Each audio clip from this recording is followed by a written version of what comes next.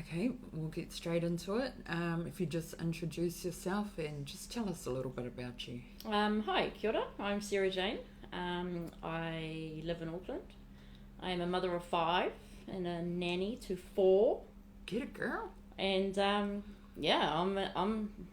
an addict in recovery. Love it. All right. And what makes you want to share your story with us today? I think for me, it's about, I've got to a place in my life where I have a voice today. Yeah. And that's something that I've never had before. And I know how inspired I am when other people share their stories with me. Yeah. And if I can just give one person an ounce of inspiration to know that they can do this journey as well, then that makes my story worthwhile. Fuck yes. Yeah. Hey, Sarah Jane. Okay, and where does your journey with addiction begin? If I was asked that, sort of 3 years ago, I would have said 14. But knowing the history of the disease of addiction now, I can trace that back to childhood. What was your childhood like? I actually had an okay childhood. So from birth to 7, it was just my mum and I. My dad wasn't in the picture. Whereabouts? Christchurch. Oh. I actually grew up in Christchurch. Man. And so that was, completely different to Auckland. Yeah. And age of 7, my mum married. So I got a dad, which was pretty cool because I'd never had one of those before. True that. And he kind of came with a whole family, grandparents, uncles, great-grandparents. And so I went from just having mum to having this full-on family that I'd never had, and was just filled with love. And, it was really quite special. We did a lot of family things together. I felt a lot of love. I had a little brother born. So he's 8.5 years younger than me. And so he was the apple of my eye, Yeah. I just loved him. Wow, now you've got a sibling. Awesome. Mm. And then at age 10, we moved to Auckland, and that was probably where things started to get quite rocky for me. I was this white girl from Christchurch who was moved into the hood of Manurewa. Oh, heck. And that was a really hard culture shock for me. I didn't know any of that, so trying to fit in that environment was extremely difficult. Yeah. And so I started acting like them, I started talking like them, and for my mum, who was brought up in the era where that was not acceptable, that was a really difficult thing for her to be okay with. But I had to find a way to be accepted. Yeah. So I started the slang talk, I started the, dressing the same way as them, and just to be just to have fit some in. approval and acceptance. Yeah, just to fit in. I just wanted to fit. I 10 years old, it's such a big move. Yeah. From one city to another, and it's completely different culture from Christchurch to Auckland. Out. Completely. So it was hard. It was really, really hard. And then I think I got to sort of intermediate, and things started to, my behaviour started to change a little bit. And then I got to high school, and that was again a whole different ball game. But I was also a top athlete, so I tried really hard to stay engaged with that. Yeah. I was New Zealand champion runner. Wow. And swimmer. So yeah, I actually would have gone a long way if I had continued, which I didn't. How old were you? So between 10 and 14. Oh yeah. I was in all the Auckland champs. Long distance runner, so I couldn't do short distance, I couldn't get the speed up, but long distance I was up there, winning races, or in the top 3 anyway. And so I made it to New Zealand champs at 13, but never attended. I never got to go there. And I guess the real intensive trauma began the day after my 14th birthday, where I was actually raped on the way to a friend's house. And that was probably the pivotal turning point. Were you walking? Yes. Wow. So I had my new push bike. I'd just been bought a push bike for my birthday. And so I was riding my bike there, and a guy from school, he was 4 years older than me, so I knew who he was. It wasn't like he was a stranger. Yeah. Stopped and offered me a ride. My heart is racing right now.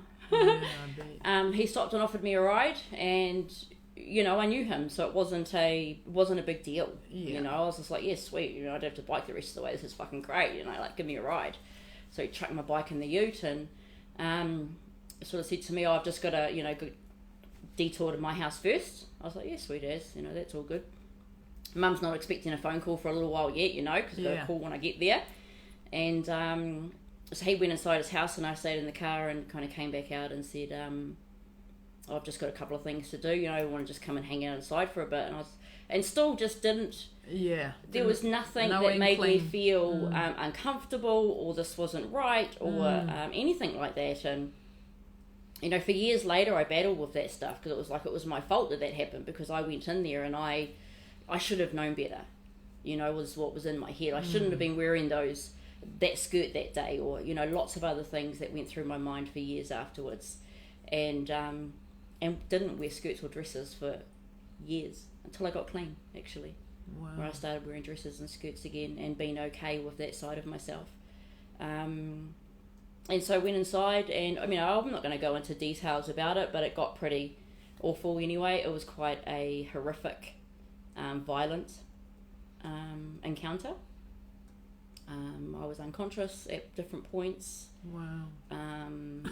You know, there were things done that just no one should ever have to encounter, let alone a young girl. Yeah. You know, I've never had any sexual experiences before. I mean, I'd kissed a boy, you know, but not even like a pash, just like a peck. Yeah. You know, at that age. So that, as you can imagine, changed my life. Yeah. Changed who I was, inside and out. He put hickeys all over my neck as well, so it looked like I just hooked up with a boy. And so that was my story.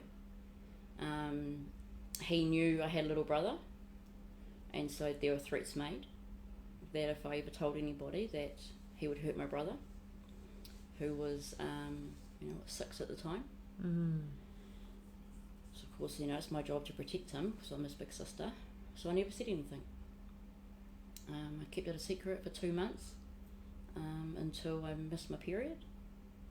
And went to school counsellor at school, and she took me to family planning and discovered that I was pregnant from that incident, and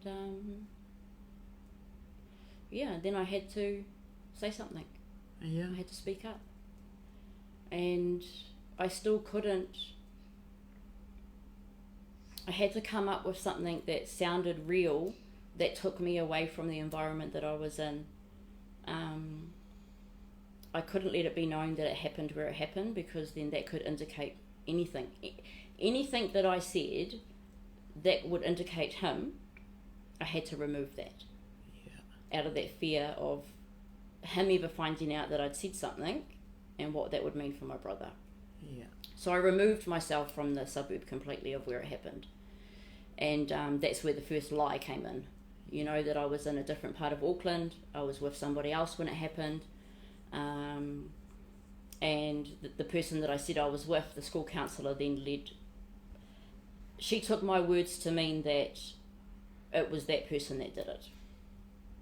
And that caused that was my stepfather. So that caused a whole lot of chaos within my family, because she went to my family and said, I think,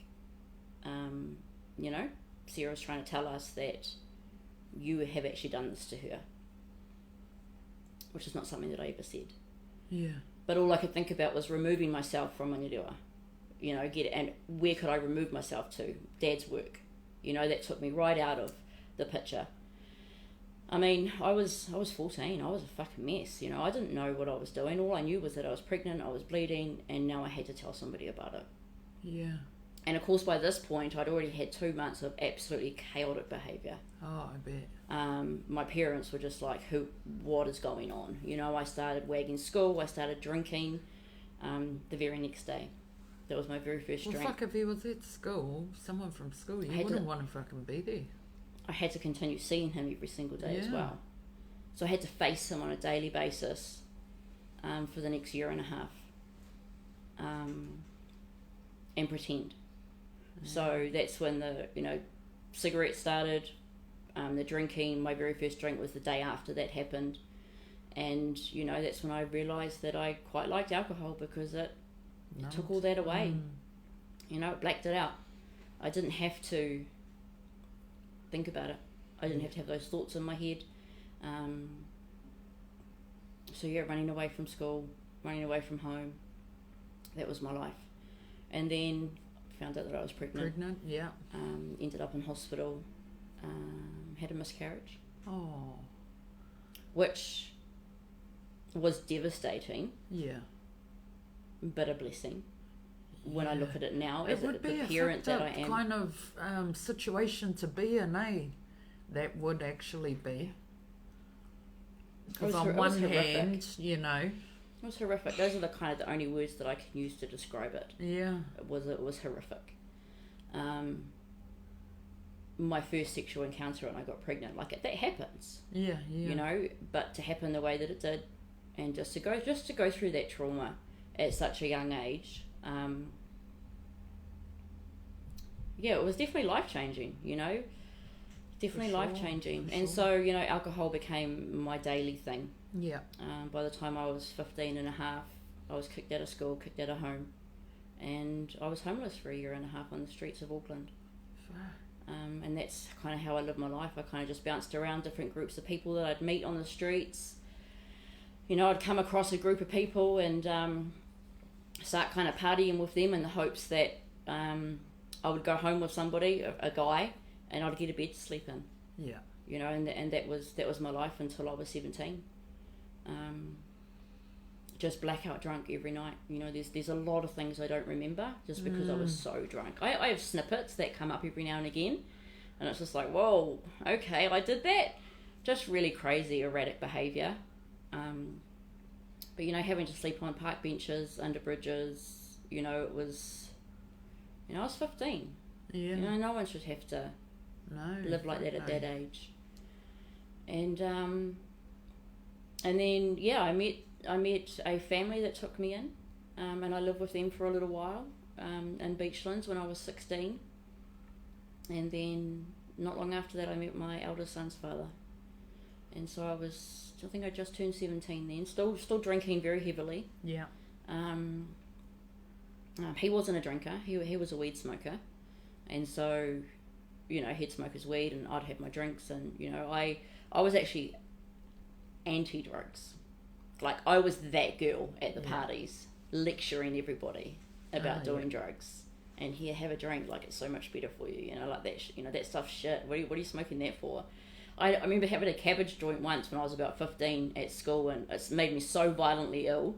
I remember running down 2 flights of stairs from my typing class just to get to the toilet to vomit. And I'm just like, that's just gross. I don't want to do that, you know, that's disgusting. And so I just stuck to alcohol. That was my poison. That was your poison, yeah. And then, yeah, so I was with my eldest son's dad for 3 months when I found out that I was pregnant. And so that was probably one of the best things that ever happened to me, you know, was getting pregnant with my son. And I was with a man who loved me and who cherished me, and, you know, we treated each other well. And very young, he was 19 and I was 17. And then, yeah, so 4 weeks after I turned 18, I had my first child. So he's 25 now. And I feel like he saved my life. You know, in that moment, I feel like that, you know, I gave up smoking cigarettes, I gave up drinking, I did everything right, I ate right, I put on copious amounts of weight. I was super healthy, you know, breastfed for like 18 months, you know, I did everything right. Like, he was my reason for breathing, for being alive. Like, I had a purpose. You know, it was the first time in 4 years I really felt like I had a reason to wake up in the morning. You know, I had and he was it. And he was beautiful. You know, he was, the love of my life, absolutely, wholeheartedly. You know, that real, I don't know, just, I had so much love for him. And to feel that love back from this little tiny human being who just solely relied on me was a really nice feeling.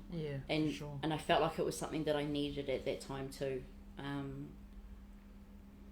And then, so that relationship was quite rocky. You know, we were very young. We didn't know what we were doing.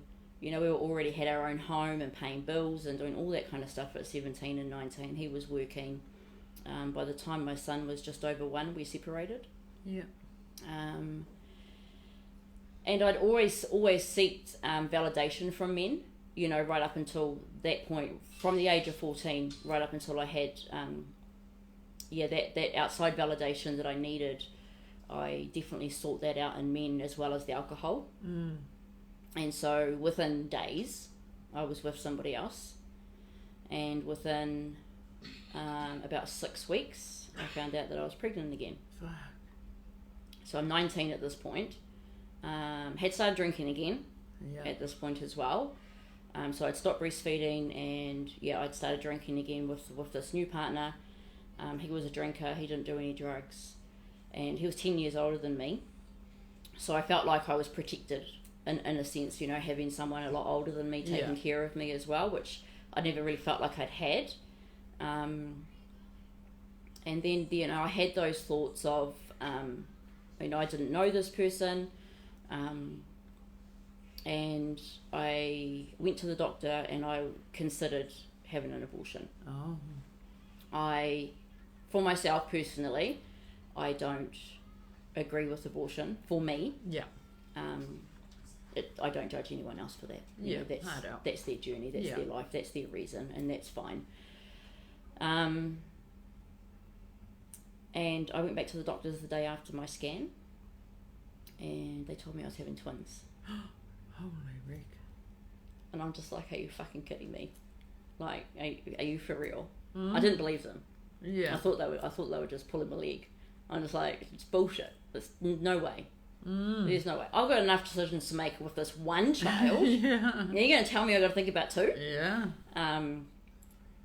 It was only a matter of a couple of days before I realised there was no way I was going to have an abortion.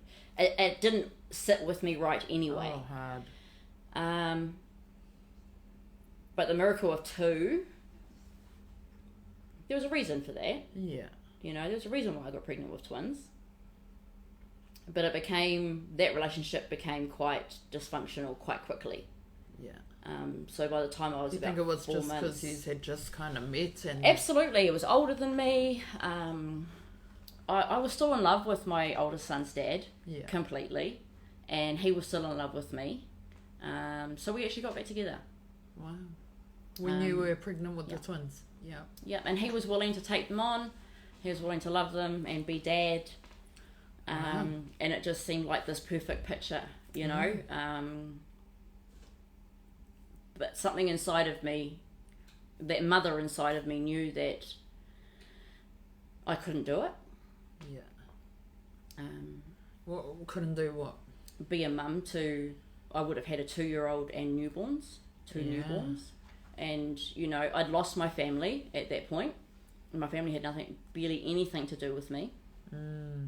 So that network I had for those, you know, from 7 to 14, I didn't have anymore. My grandparents, nobody had anything to do with me. Like, I was alone.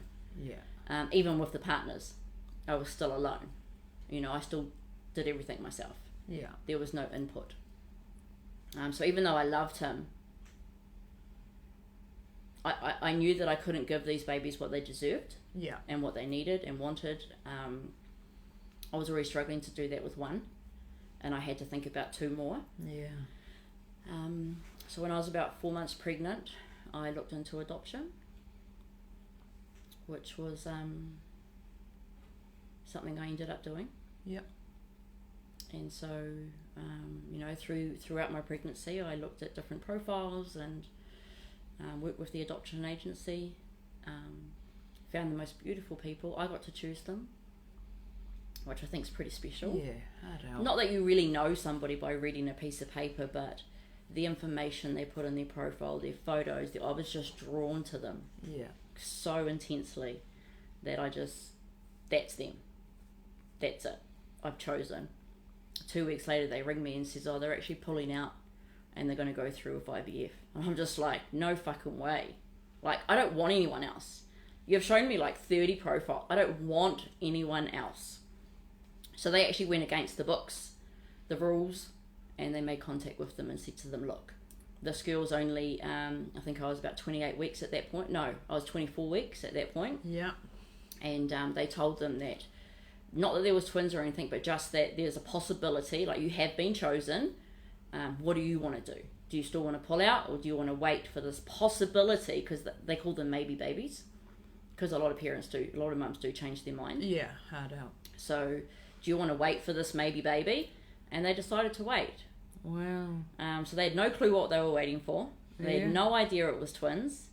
But part of the process they go through is agreeing to multiple births beforehand. So I only got showed profiles of people that had agreed. Exactly. Yeah. Oh, wow. Or like a disability or anything like that. You had to agree to that before. Yeah. And those are the profiles that you look at. Fuck. So very, very traumatic pregnancy though. Threat and miscarriage at 13 weeks. 24 weeks labour started. They managed to stop it. 28 weeks labour started again. Oh, wow. Cervix started dilating. Shit, they were eager. Oh, yes. And they're still like that now. They had to stop the labour. They had to give me the steroids to strengthen the lungs because they were only 28 weeks. Fuck. And we made it to 37 weeks, which was pretty amazing. So that was cool. And 2 girls. Oh. All I ever wanted was a daughter. Yeah. And so I got 2 girls. They were like 6 pound each. They're beautiful, born 10 minutes apart. I had them. I went home the next day, and they stayed in the hospital. I did have the option of taking them home. I had the option of breastfeeding them as well. But I knew myself well enough to know that would have grown an even deeper attachment than what I already had. And I tried really hard to be detached during my pregnancy, which is an almost impossible thing. Yeah, I reckon. Anyone that knows what it's like to carry a child, then yeah, well, I mean, I'm carrying her right now, and you can't detach. Yeah. But I try to shut off the emotions of it as best I could anyway. And thought that I was doing really well. Like I was doing a fucking really good job at that, you know. Like I was fine. And that's what I was telling myself and everyone around me. I'm fine because I'm doing the right thing. Yeah. And I still maintain that today. 23 years later, I did the right thing for them. Yeah. Within a month, I became severely depressed. I couldn't cope. My emotions of it, the grief of giving them up, was immense. Hugely so. And my partner didn't drink, and I didn't drive, so he wouldn't take me to the liquor shop. He smoked weed. So that's when I started smoking weed, and I got that instant numbness. It didn't take hours on end like alcohol did to get to that point. It the way I've described that type of grief was that it was soul destroying. As a parent, as a mother, even though I knew I did the right thing, I made the right decision. Yeah. They had beautiful, beautiful family, beautiful parents on a farm, like surrounded by cousins and uncles and 2 sets of grandparents and just, like what would be deemed as a dream family. They had that. And so it was right for them, but it wasn't right for me. Yeah. As a woman, as a mother. And I would say that's when my eldest son lost his mum. The mum that he had for those first 2 years of his life, that nurturing, loving, kind. There was still pieces of her there, but he lost her. She wasn't there anymore. The weed took me away from everything. I could still function as a mum and took care of him and loved him and fed him and ran the house and still did all the normal things that I was meant to do, but that emotional connection wasn't there anymore. Yeah. And he was a constant reminder of them as well, which was also very difficult. And so I probably smoked weed for about a year, and then I was introduced to, like old school speed. Yeah. And so the weed, Do you remember being introduced? Yeah, I do. Oh, yeah. Yeah, I remember the person, the place, everything about it. Yeah. Lots of things I don't remember, but I remember each time I started or tried a new drug. Yeah. Over the years, definitely. That first one. Yeah. And so the weed was great. It mellowed me out. It calmed me down. But the speed brought me something completely different. Yeah. What did that do to you? It took me up. It made me happy. You know, it gave me energy that I didn't have because I was suffering from depression that at that point I still wasn't aware of, that's what it was. You know, so it took me to that heightened level of being fucking super mum. Yeah. You know, superwoman. You know, I had all this energy and it was great and it made me feel good, and I had energy to play with my son and all that kind of stuff. And so that would have been so my son would have been almost 4 at that point. So I'd been using speed for about a year, and weed and alcohol. So I kind of combined everything at once, used everything at once, and I was just fucking, you know, I was up, I was down, I was just like a fucking roller coaster, really. Yeah. And then my partner at the time was introduced to meth. And I just sat and observed for quite a few months. And I'm not fucking touching that shit, you know. I still had that attitude of drugs are fucking bad, like drugs are shit. You know, and so I still projected that onto them, even though I'm sitting there like having a line or having a joint. Just like, fuck, it was just the insanity of those thoughts. Yeah. And then one night I'm just like, fuck it. You know, you can't beat them, join them, right? Yeah. And wow, you know, that shit just blew my mind. You know, it took me to a whole nother level again, from where speed did, and that was my introduction to meth.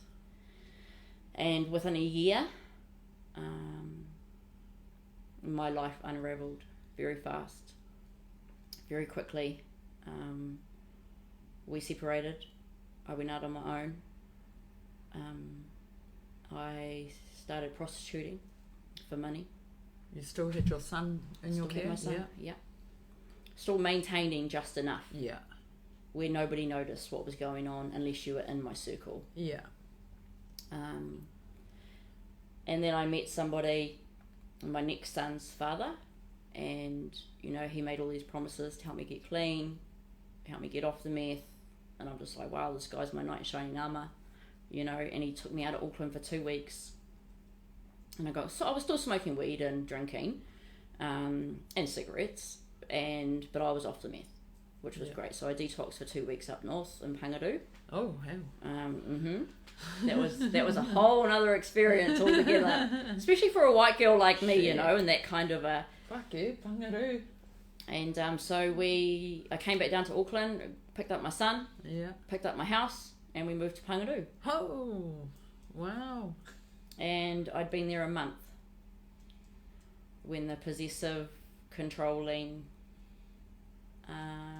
person submerged out of this man who had been so loving and kind and promised me the world and got me clean. You know, I thought he was my fucking superhero. He got me off meth. Like, that was huge. Yeah. And then it wasn't long after that where the violence started. Not just towards myself, but towards my son as well, who was 5 at this point. And that was horrific. Fuck yeah. I'm not going to go into details about different situations, but it was horrific.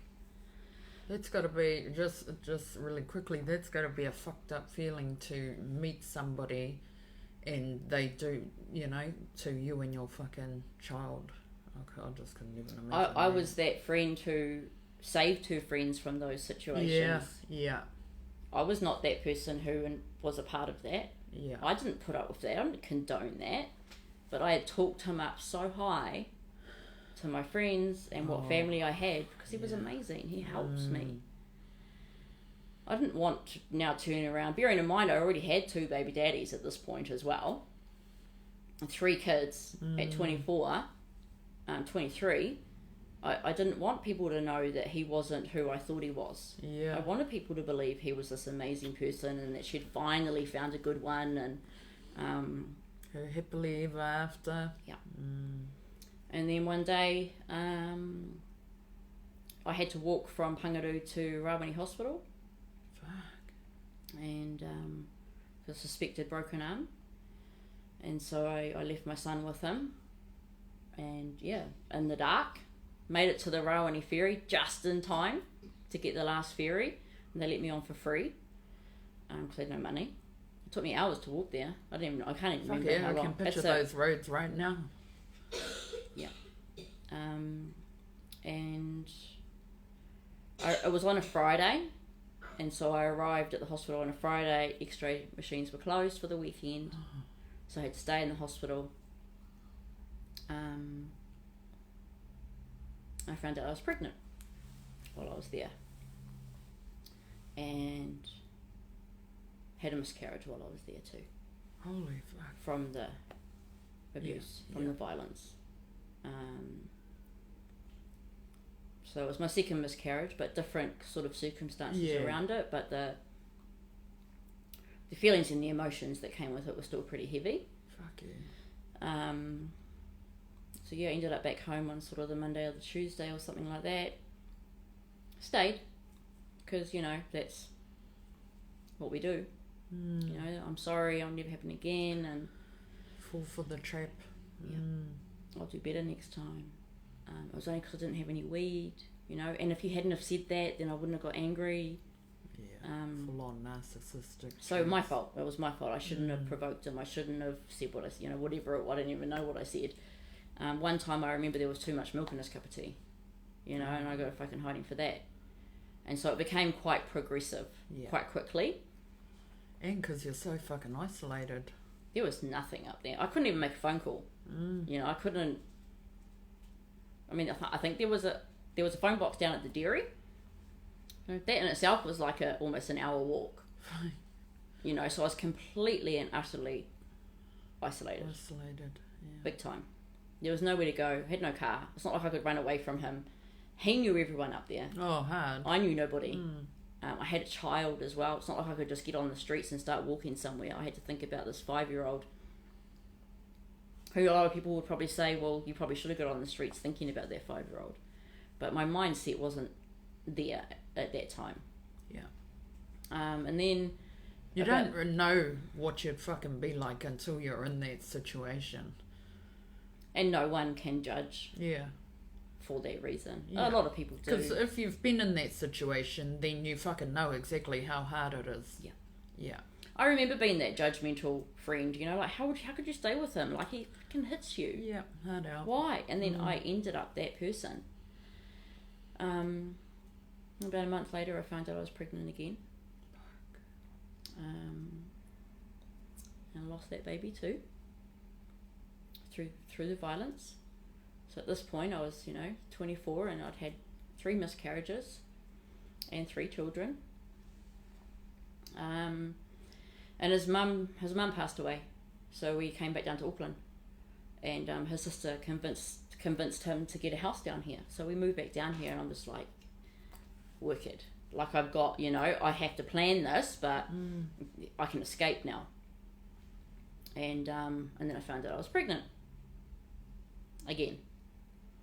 For the 3rd time to this person. Fuck. And the last hiding I got, I was down at a phone box trying to call my friend for help. And I've just been beaten up, was bleeding, I had my son with me, I was pregnant. He followed me down there, smashed me over in the phone box. And this pregnant woman, this mouldy pregnant chick, like heavily pregnant, came over and started like bashing him with her handbag, and I'm just like, girl. And so he jumped in the car and took off anyway, and I'm just like, wow, like she put herself at risk, seeing what he was doing to me. Yeah. And ended up in a women's refuge. Lived there for 7 months. They couldn't get rid of me. Oh fuck, I bet. I'm just like, I'm not leaving. I wouldn't even go to the letterbox. Like that's how terrified I was of this person. I would not even go and get the paper from the letterbox. And then my next son was born, and to him, he was the father. Yeah. He's never met him, and probably never will. Fucking no need for someone. He's 19 now, and he's not. He knows my story. Yeah. He's not interested. No. Not at all. So I went through the legal procedures. I went and got a protection order. I got custody. I kept us safe. Yeah. I changed my name legally, so he couldn't find me if he tried to search for me. I did lots of different things to stay in hiding. And life was pretty good for a little while there. You know, I was still smoking weed, but it was quite minimal at that point compared to where I was before. You know, I feel like my next child brought me a bit of healing in my heart. Like, he didn't replace my daughters, but he definitely helped heal a little piece of me, having another child. And his brother just doted on him. He was, so 6.5 years between them. Not so much these days, but love-hate relationship maybe. But he was a beautiful big brother, so protective, very, very protective of him. And so life went on pretty okay. And, you know, I got my own home again, straight across the road from the refuge. So nice. Super excited when I got, you know, went back home and said to the lady who ran the place, I got a house. And she was like, oh my God, where is it? So I took it to the front of the house. And I'm like, see that driveway over there? And she was like, are you serious? So I didn't move far. Yeah. And within a month I got offered a job there. At the refuge? So I became the person that started helping other women that went through the same thing I did. You know, I'd pick them up from their house, I'd rescue them. Wow. You know, and became that supporter. And so I worked Monday to Friday, I worked full time. One was in primary school, one was in daycare. And then I got a weekend job with the police.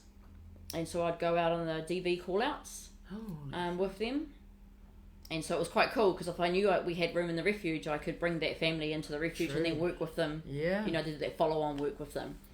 And so life kind of went on for like 2 years, just beautifully. I was working. It was like, life was really, really good. I met a beautiful man, like, gorgeous man.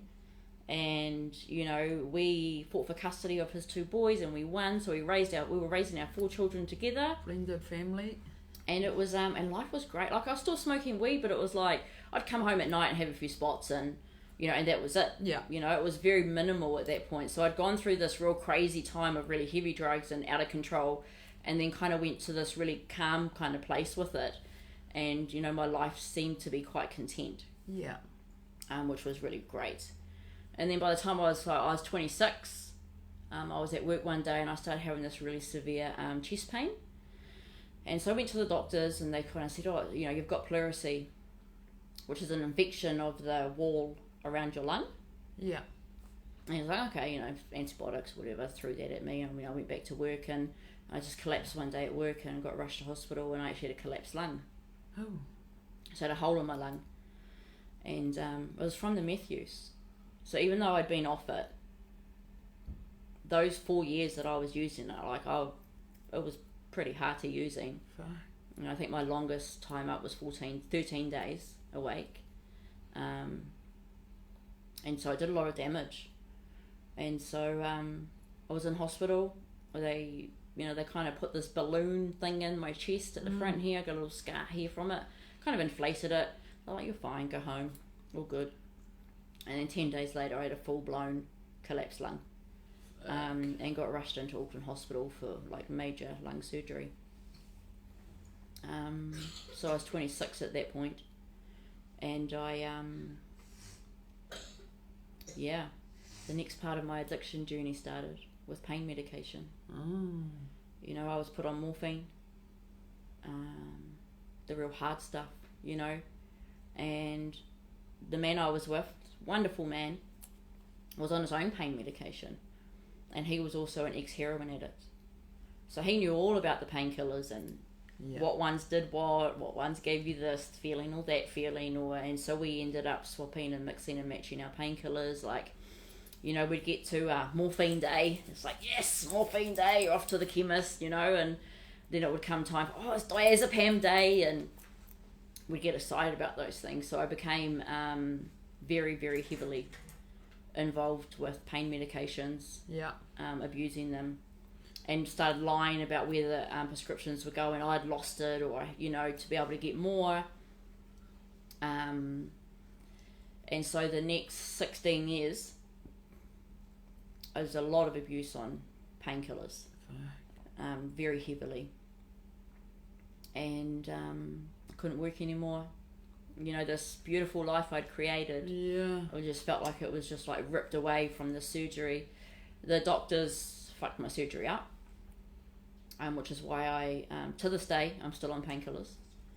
So I live with a chronic lung condition that causes, not so much these days, but I've had some really severe bouts of pain, which ended up being very, very traumatic for my children. Yeah. Because I would just literally just collapse on the ground, go into seizures. You know, the kids would have to call ambulances, weeks in hospital sometimes. My eldest son, you know, would take care of the kids, and became a very ugly time. Yeah. And then, and that carried on like that. You know, I started smoking weed more, became heavily involved with that, started selling it, started, you know, just dabbled in other drugs. You know, tried some LSD here and there, and, you know, it wasn't something I used on a regular basis, ecstasy.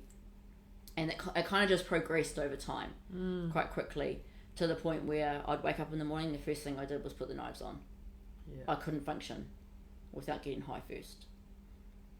And that was my day. Every hour I was getting high throughout the day, as well as eating these painkillers. Like, they were just fucking going out of fashion. I loved going to the hospital because, of course, I got IV morphine. So that was like a whole nother level of addiction for me. Yeah. Was getting pumped through, you know, with the needles and the kind of high that morphine brings you. And so, you know, I was always more. I just wanted more. Yeah. Continuously wanted more. Got to the point where I'd start crushing up my medication and snorting it, hoping I'd get a different effect from it, and just really crazy stuff. Yeah. And that carried on for the next, so from like 26 to 33, very hectic, insane. And then I met another guy. So in between all of this as well, I've had multiple partners and boyfriends, and, you know, I would leave one relationship, I was straight into another. I couldn't be alone. I had to be validated by somebody, and I sought out that validation through men. Completely. I had to have somebody. I had to have that feeling of somebody wanted me or loved me, and even though that is not what I got. Yeah, hard out. That is not what I got at all. But my twisted thought process was, you know, this relationship isn't as bad as that one, so we're all good. You know, but I still had the psychological abuse, the verbal abuse. I never had the physical abuse to that extent, but there were a couple of guys who would get physical, but never to the extent of that first relationship. One, yeah. That was pretty heavy stuff. And then, yeah, sort of got to 33 and I met somebody else, and was never meant to be a relationship. It was just meant to be a casual thing. She gets pregnant, doesn't she? With that little guy in there. Oh, yeah. So 34, I was done. Like, I'd had my kids. You know, I'd had 4 kids. I'd had 3 miscarriages. I wasn't having any more babies. You know, I was done. My youngest was 9, and then I got pregnant, and I'm just like, are you fucking kidding me? Another one, and so another boy. So I never got my girl to raise. So I raised 3 boys. And so, yeah, 34, became a mum again. Through all of this time, there was a lot of in and out of hospital as well. You know, at this point I was using the excuse of my pain to smoke as much weed as what I was. I used through my pregnancy. Yeah.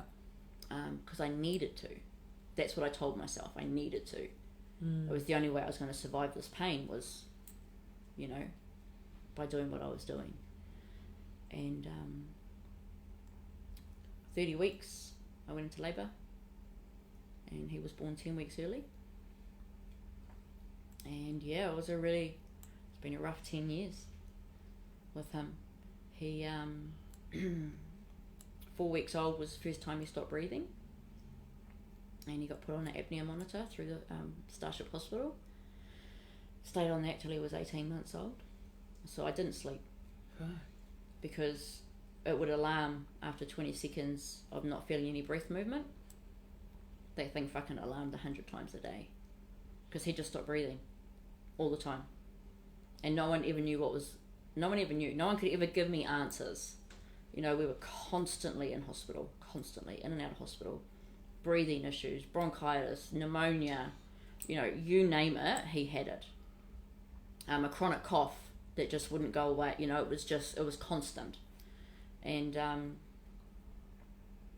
I was still smoking really heavily. Like, weed became my food.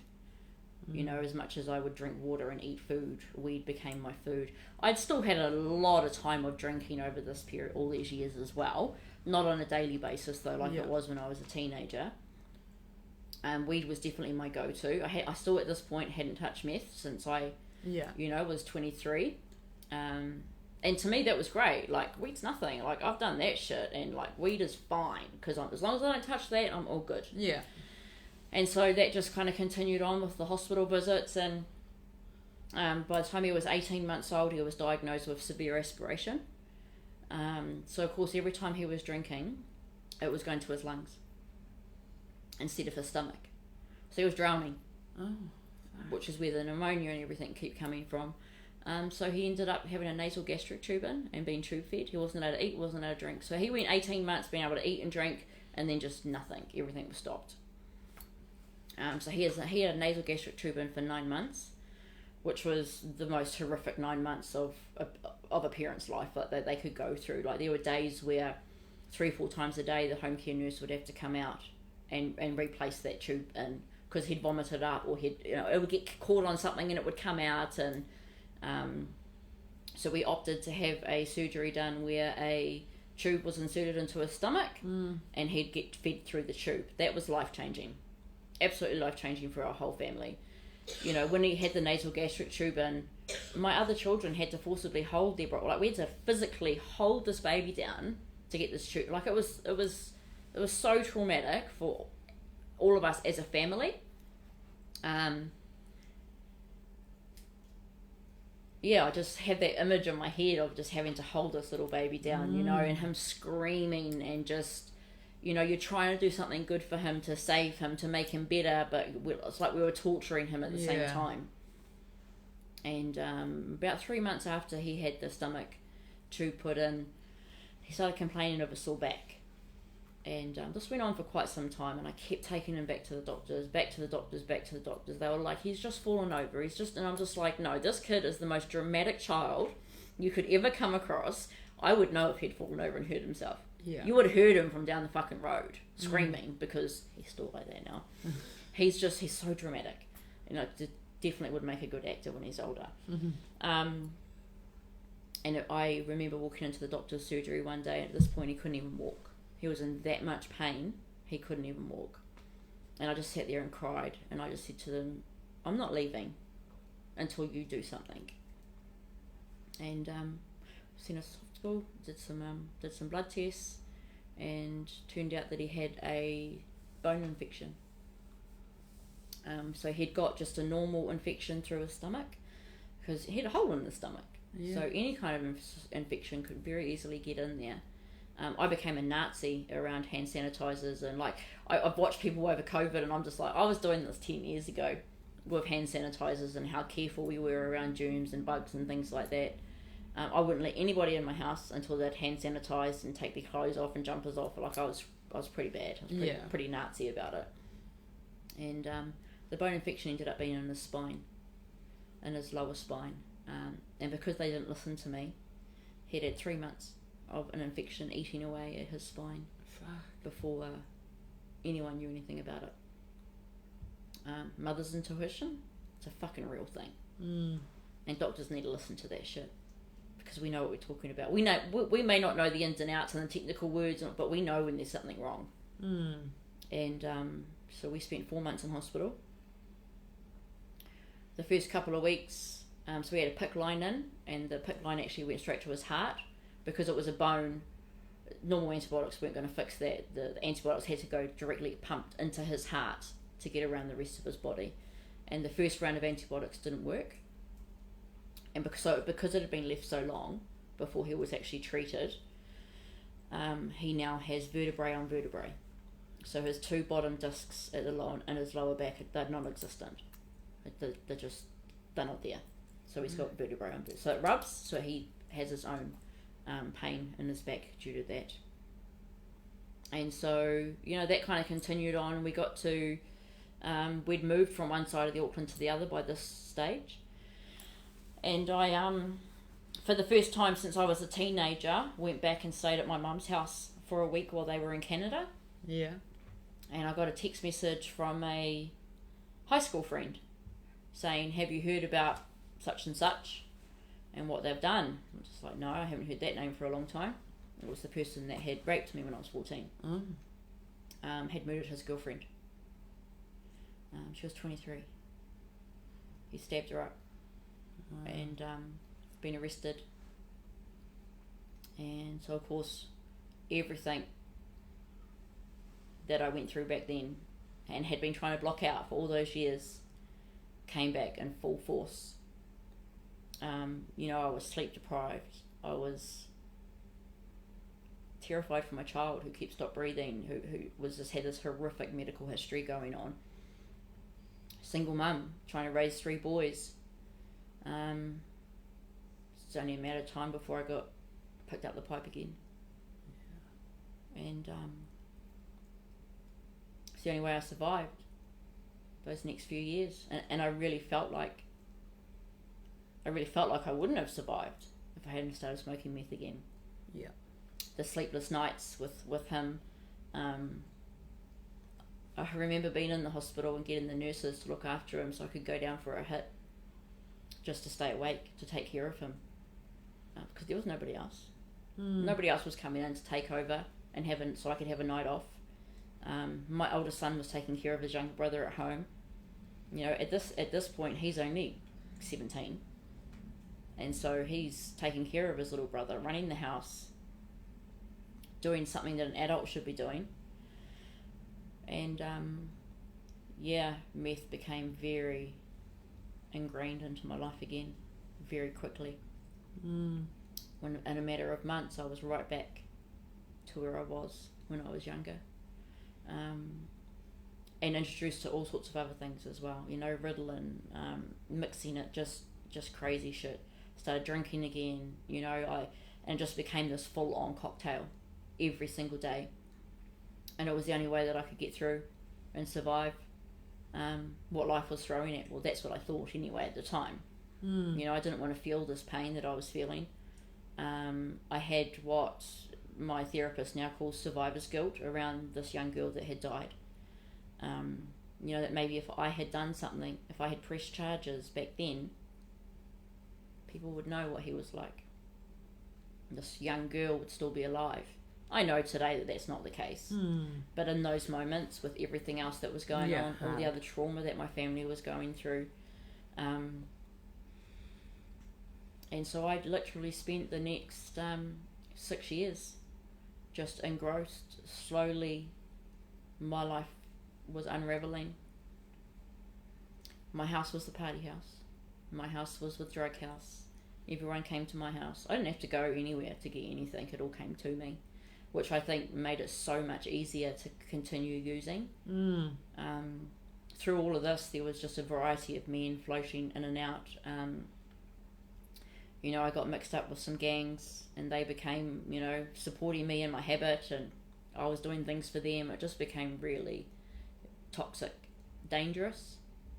The situations I put my children into, the people I had around my children, was very, very dangerous. I didn't see any of that at the time. I just wanted my next fix.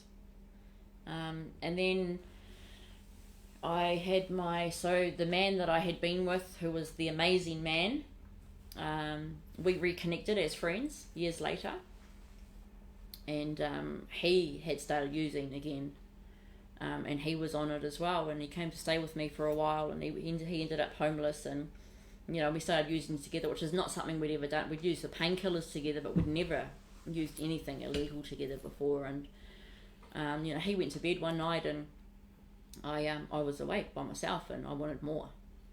So I reached out to somebody from my past who had a connection to my second son's father, and within a week, he knew where I was. My abusive partner from years ago knew where I was, knew where my son was, so I had to leave my home. That's where my addiction took me to. You know, I invited these people back into my life that were not safe for us. People that I've been hiding from for years. You know, I'd rebuilt this whole new identity. And we ended up living in a tin shed. Literally, a tin shed. No insulation, no anything. My friend put us up on his property. Still using it at this point. And I'd lost everything. The only thing I had was my kids. My first grandson was on the way. Was, you know, my son was expecting his first child at this point as well. And I remember one night, my friend and I were using, he'd become an IV user at that point, and I said to him, I want to try that. My perception of an addict was somebody who used needles. Yeah. Not anything that I did. Like, that was alright. So fucking warped. But that was my perception of an addict. Like this homeless junkie with a needle sticking out of their arm, like, that's an addict.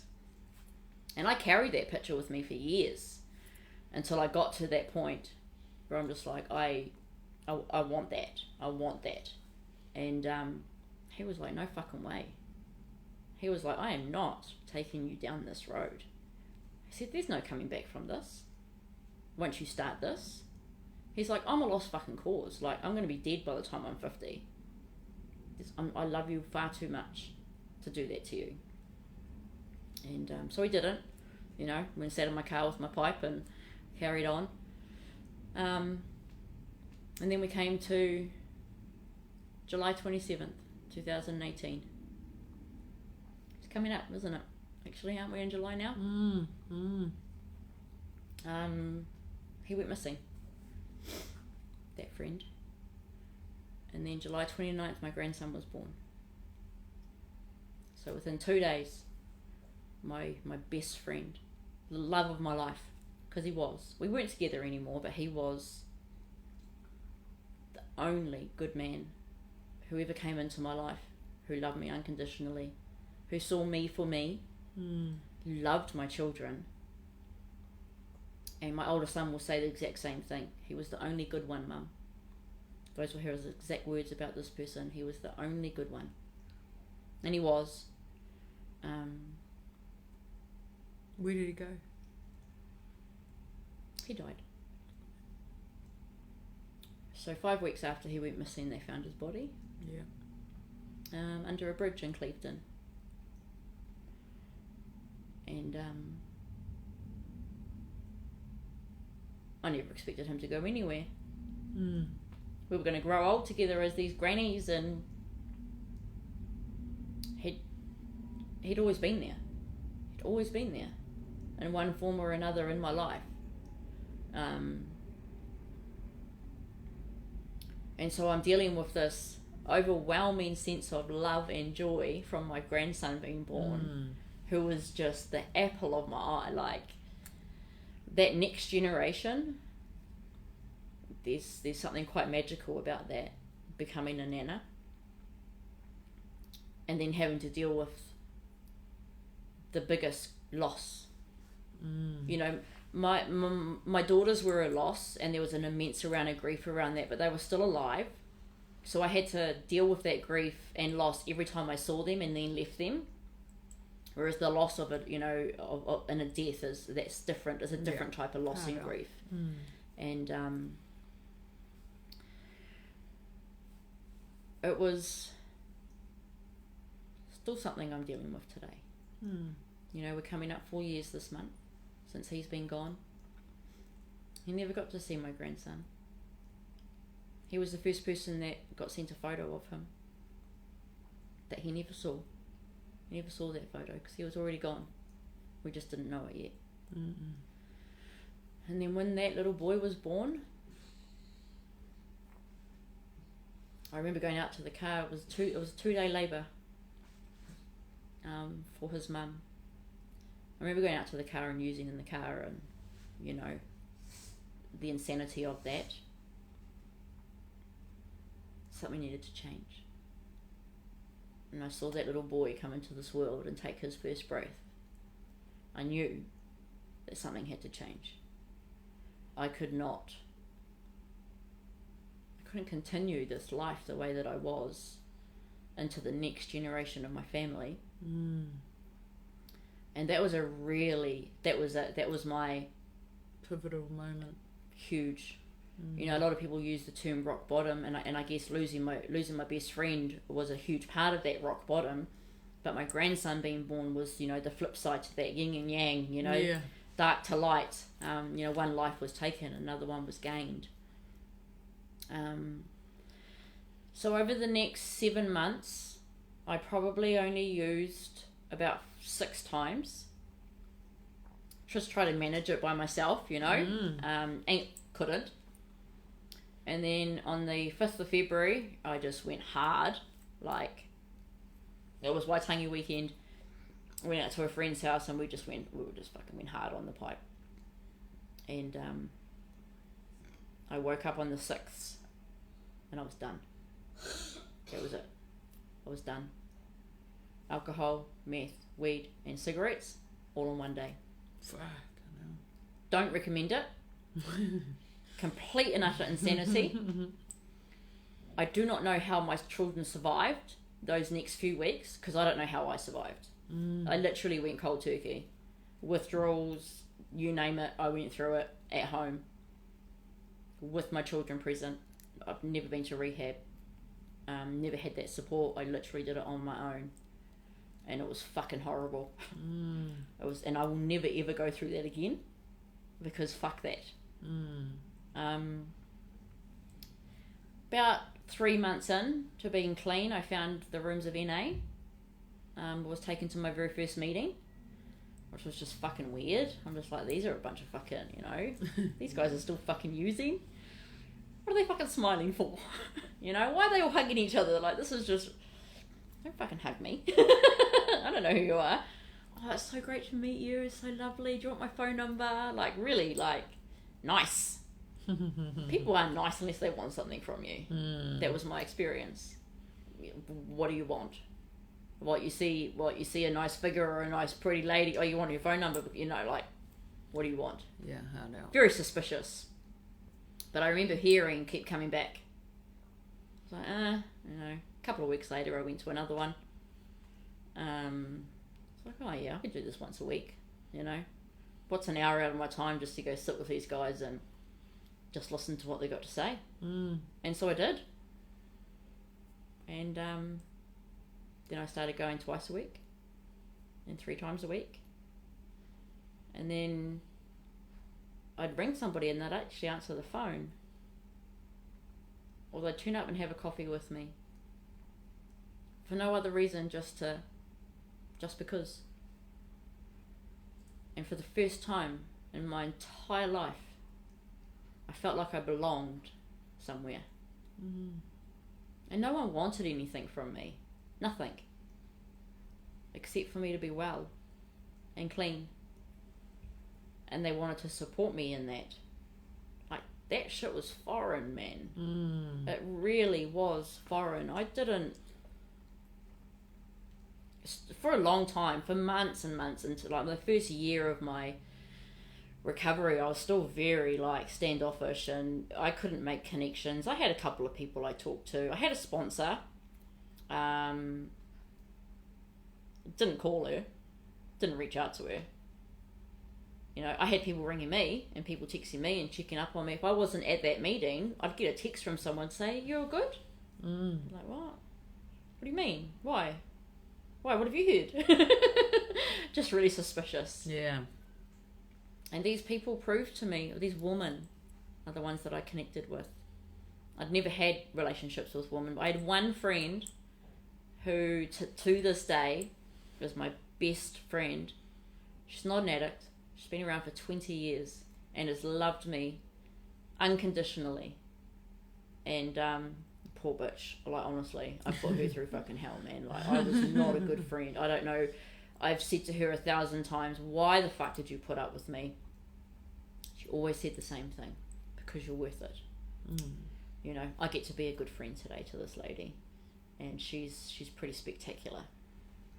She didn't know the half of what was going on either, though. I was very, very good at hiding a lot of that chaos that was going on behind closed doors. You just don't know what's happening behind them. Yeah, hard. And then I got to about a year clean. I claimed my glow-in-the-dark key tag, which was pretty exciting.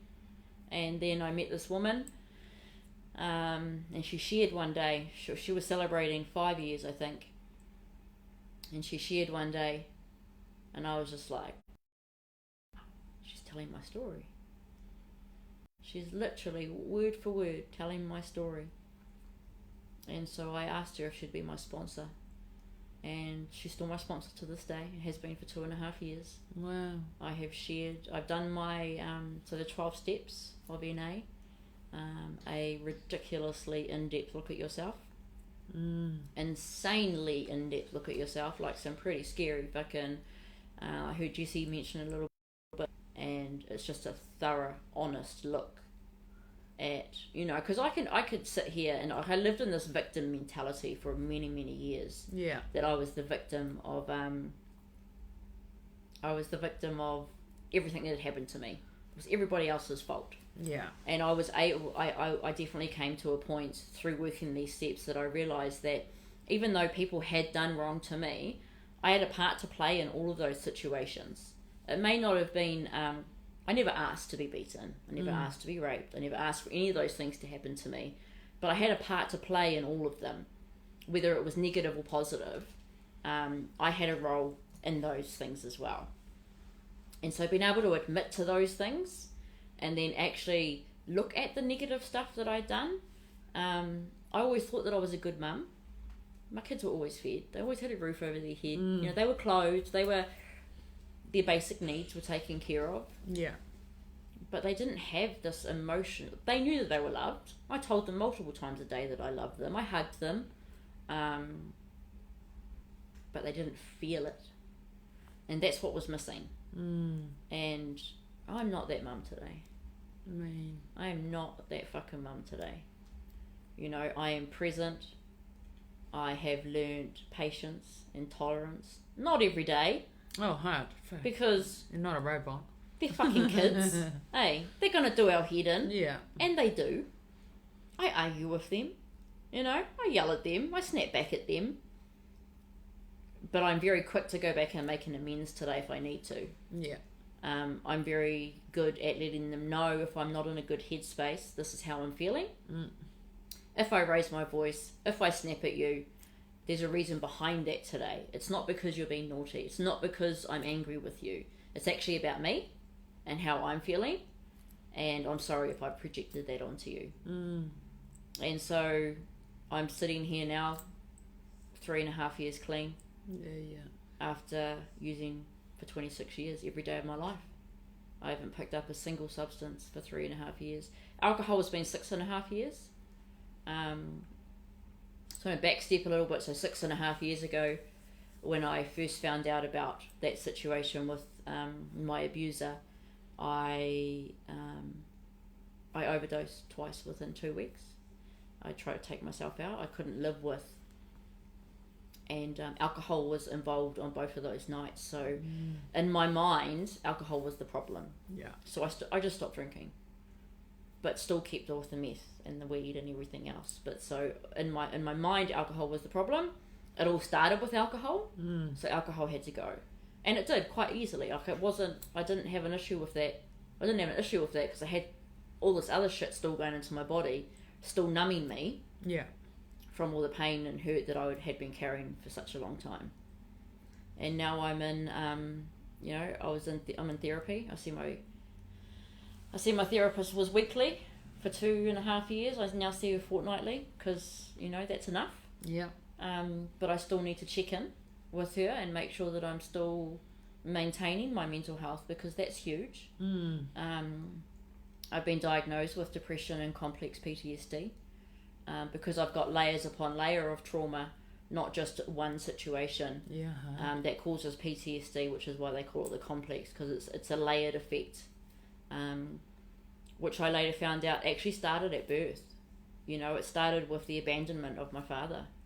You know, those deep-rooted issues started before I could even remember that they had started. And that had been the pattern of my life forever with men as well. You know, and it began as a child, as a baby. And so I'm very happily single. Oh, yeah. And want to stay that way. Mean. Because it's all about me right now. Yeah. You know, sure. and my kids obviously, but yeah. you know, this healing journey is about getting me to the place where I can look at myself and say, I love you unconditionally. Yeah, being able to validate your own self. And if I can't do that, how can I expect to give that to somebody else, or have somebody else, you know, give that to me? I can't expect to receive that if I can't give it to myself. So I'm a hell of a lot better than what I was.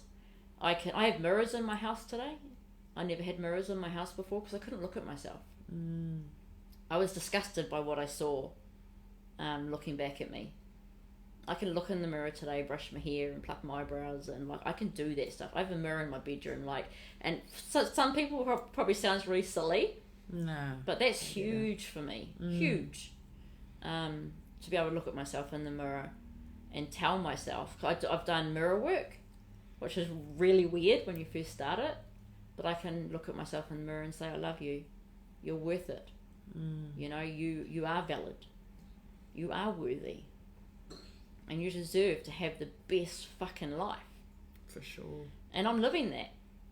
You know, I'm living that today. I work full time now. I haven't worked since I worked in the refuge. You know, 16 years of nothing, just selling drugs and doing heaps of dodgy shit. And now I earn my money.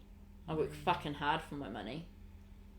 But I'm also studying full time too. Fuck. So I've been studying for the last 2.5 years. And come September, I'll have my diploma in child psychology. Wow. Not bad for a 43-year-old addict who never finished school. I left school at 15. I've never done anything academic before. I was always told I was intelligent, had the ability to do it, but I never believed that. I fucking believe that today. Fuck yeah.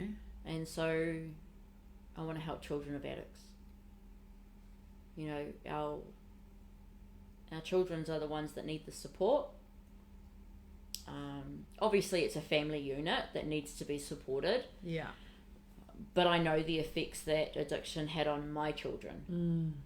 And if they had had one person in their lives that they could confide in, that could have made all the difference to their perception on their life.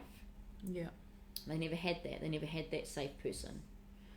So if I can be that safe person for a child and help change their perception on things and help them realise that they are loved and valid, because I never did that for my children, I think that would be a beautiful thing. Fuck yes. To be able to do that. For sure. I get to do that with my grandchildren, which is amazing. I have you know, it's quite interesting. Some of the biggest challenges of my life has happened in the last year while clean. So I have a almost 4-year-old grandson, and I have a 6-month-old granddaughter that are my eldest son's children, who are my everything. And my daughter, one of my twins that I gave up for adoption, has a 5-year-old little girl. So I'm not Nana to them. I'm Nana Sarah, but I'm not that. You know, I'm not the number one Nana. They have their Nana. Yeah. And then last year, my second grandson was born, but he only survived 19 days. Oh. So that was pretty. But I made it through that clean. I made it through that grief. Not quite sure how. Yeah, no, I do know how, because I have the tools today. You've got the tools now, eh? I have the support. I know how to open my mouth when I fucking need to. I know how to use my voice. You know, and that's what this was about today, was that I kept my mouth shut for so many years, holding everything inside of me to the point of almost destruction. You know, to the point where I wanted to take myself out and leave my children with nobody. Because I didn't know how to open my mouth and speak my truth. Now I can open my mouth and fucking bleh. You know, it all just comes out. But if that helps one person, hard out. You know, it makes it worthwhile. For For sure. You know, if there's even just one person that can relate to any part of my story and be like, fuck, if she can do it, I can fucking do it. It makes it worth it. Like, it really fucking makes it worth it. Because we are worth it. Yeah, for sure. Every single one of us are worth it. Wow. Fucking hell, Sarah Jane. You've That's been my through journey. the fucking ringer, alright. But I think I speak on behalf of everyone listening, as well as me and Leah. Like, so proud of you. Fucking so proud of you. Hard Stop out. it, you're gonna make me cry. I made it through the whole thing without crying. Oh man, wow. Just an absolute awe of you and your strength and courage. Yeah, hard out. Before we wrap this up, is there anything else that you want to share with us? There's this perception in society that you're weak if you ask for help. And I had that perception myself. You know, a lot of us are we grow up being taught to, you know, you can do that by yourself. It's a load of fucking shit. Absolute load of shit. There is more strength in asking for help than what there is keeping your mouth shut. Yeah. And if you don't get it from that person, go somewhere else. Yeah. Because eventually, and yes, that's not easy. Like, it's not easy to bounce around and find that person.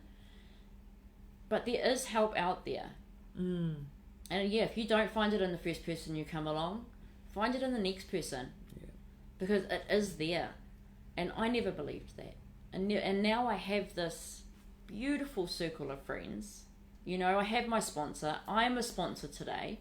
You know, I get to help other women through their journey today the way that I was helped. It's there. And there are days where it seems absolutely impossible. Yeah. There are days where I still keep my mouth shut. But I know that makes me quite unwell mentally. Yeah. And so if there's, just reach out, you know, and again, our mental health services are not great in New Zealand. You know, a lot of us are aware of this. Source it somewhere else. Church, a priest, you know, like anyone, someone on the side of the fucking road if you have to. Go and yarn to them. Yeah. Like, there are people like us that are willing to listen. Yeah. And willing to be there. Or willing to, if we can't help, we can direct you somewhere where they can. You know, there are a lot of services, even just on Facebook. There are pages out there. Yeah.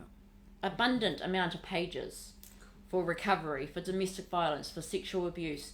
So it's just about finding your place. Yeah. Which is hard. I'm not saying any of that's easy. But if you want it enough, hard out. If you want it that bad, you'll find it. You'll keep working for it to get it. For sure. Because it only works if you work at it. And we're all worth it.